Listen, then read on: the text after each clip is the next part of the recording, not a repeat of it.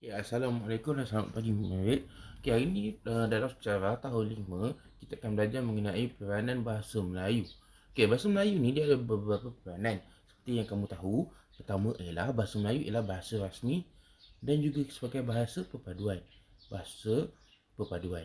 Okay, bahasa Melayu juga digunakan sebagai bahasa pendidikan, pentadbiran, perundangan, ekonomi, perhubungan serta bahasa persuratan.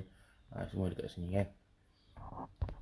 Okey, hingga kini bahasa Melayu sebagai bahasa penghantar terus digunakan dalam bidang tersebut dan menjadi salah satu warisan kebanggaan negara.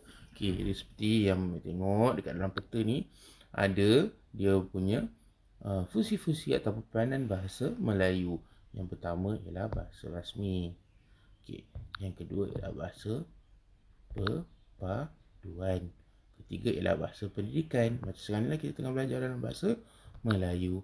Okey, betul adalah bahasa pentadbiran. Seperti pentadbiran kerajaan kita pun menggunakan bahasa Melayu sebagai bahasa perhubungan rasmi kita. Okey, di mahkamah pun ialah bahasa perundangan kita gunakan dia. Bahasa ekonomi, bahasa perhubungan dan bahasa persuratan. Itu semua ialah peranan-peranan bahasa Melayu di dalam peta ni. Okey, jadi sumber ni daripada mana kita dapat ni? Sumber ni adalah daripada Asmah Haji Omar 2015 Ensiklopedia Bahasa Melayu Kuala Lumpur, Dewan Bahasa dan Pustaka. Jadi ambil tengok kat sini ada berapa peranan dia. Ada satu, dua, tiga, empat, lima, enam, tujuh, lapan. Okey, ada 8 bahasa peranan bahasa Melayu ni. Okey, boleh murid. Okey, tugasan yang pertama cikgu nak ialah murid salin balik dia punya ni. Salin balik yang ni. Semua sekali peta bulatan ni. Okey, murid boleh? Okey, kita sambung lagi pelajaran kita.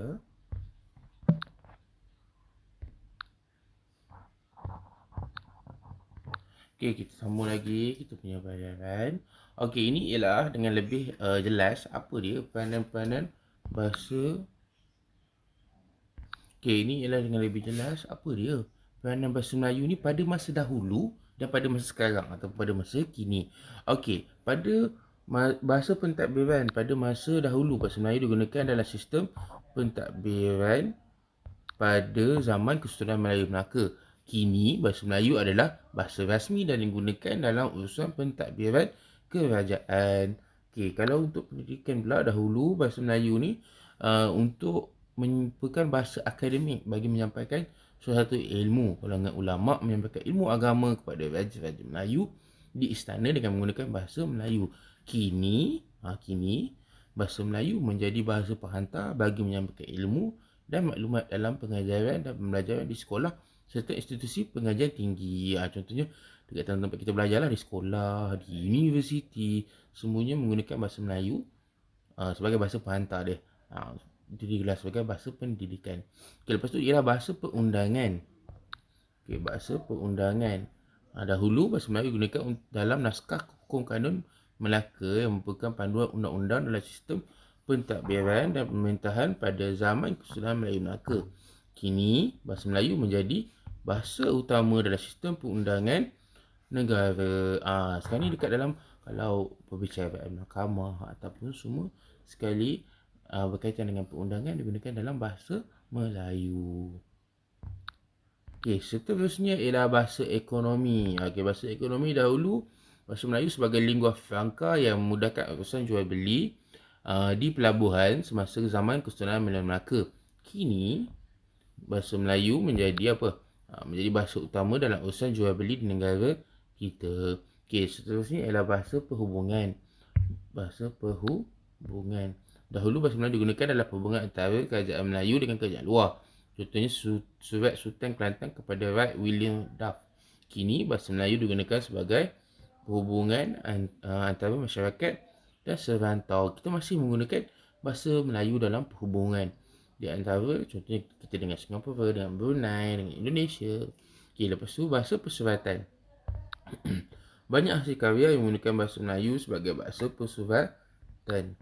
Kini bahasa Melayu menjadi bahasa persuratan di iktiraf dunia melalui hasil-hasil karyawan negara. Maksudnya hasil-hasil penciptaan buku, ataupun seni-seni berkaitan dengan bahasa lah. Seterusnya ialah bahasa Melayu sebagai bahasa rasmi. Ini yang utama lah ni. Bahasa Melayu ialah bahasa rasmi negara kita. Kedudukannya dibantahkan melalui Akta Bahasa Kebangsaan 1963 dan 67. Kepentingannya sebagai bahasa rasmi menjadi medium dalam usaha pentadbiran harian. Namun begitu, masyarakat pelbagai kaum di Malaysia bebas menggunakan bahasa lain dalam urusan harian mereka. Maksudnya, urusan rasmi kita kena guna bahasa Melayu. Tapi bahasa-bahasa lain pun kita boleh guna untuk kegunaan benda lain lah. Penggunaan bahasa Melayu di pejabat kerajaan. Contoh macam itulah.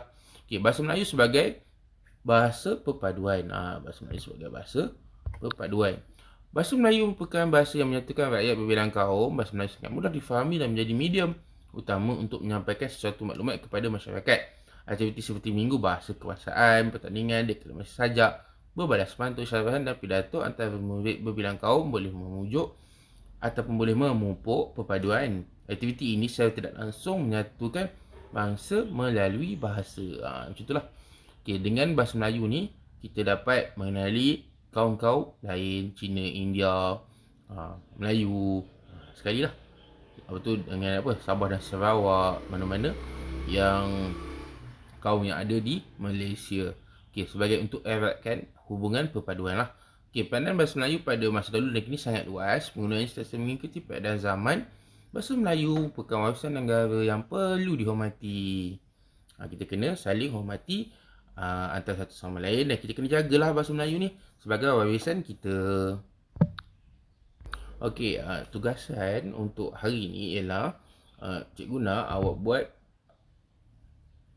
peta ataupun nota yang ringkas berkaitan dengan peranan-peranan bahasa Melayu ni.